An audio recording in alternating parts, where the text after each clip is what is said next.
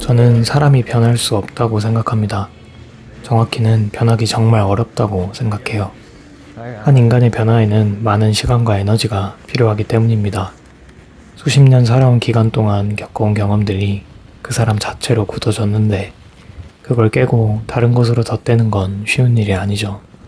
그래서 마치 변화하지 않는 것처럼 대부분의 경우 변화가 불가능한 것처럼 보여요. 물론 빠르게 변하는 것도 가능은 하겠습니다만 그 정도로 개인에게 큰 충격이 있어야 하고 많은 에너지가 소모되는 게 문제입니다. 그래도 스스로가 변하고자 하는 건 그나마 가능성이 높습니다.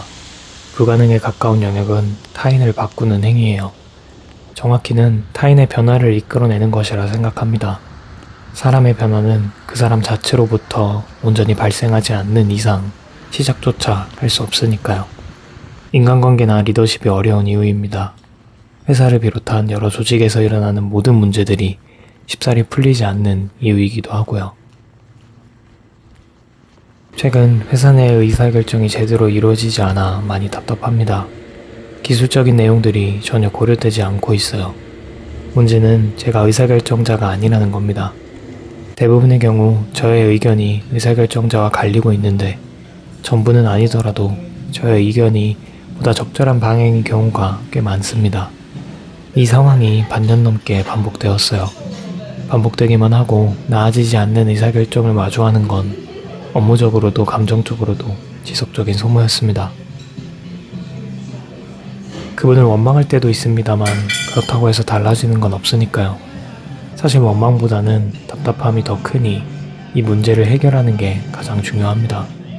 문제는 제 스스로가 내리는 결정이 아니니 직접 해결할 수 없어서 그분의 의사결정이 제대로 이루어질 수 있도록 돕는 것 외에는 방법이 없다는 겁니다. 그런데 이게 결국 상대의 변화를 이끌어내야 하는 어려운 상황이더라고요. 특히 조직에서의 직책과 체계가 얽혀 있어 더 어려운 것 같습니다. 의사결정권자에 비해 제가 가질 수 있는 정보는 한정적이니까요. 그동안 나름 애써보았지만 유의미한 변화를 이끌어내기에는 부족했던 것 같습니다. 회사는 성과를 내야 하는 곳이니 지금처럼 무기한 기다릴 수는 없을 거예요. 그런데 조직적으로나 개인적으로나 제 영역의 일이 아니라서 뚜렷한 해결법을 모르겠습니다. 해결의 주도권이 저에게 있지 않다는 것이 너무 어렵네요. 하지만 그래도 포기하지는 말아야겠습니다. 다행히도 상대방 또한 변화하려고 애쓰고 있는 상황이니까요. 불편한 이야기더라도 솔직하게 표현하며 상황이 좀 더 나아질 수 있도록 노력해야죠. 그러다 보면 가능성이 조금씩 커질 수 있지 않을까 싶습니다. 원래 누군가의 변화를 이끌어내는 건 거의 불가능에 가까운 일이니까요.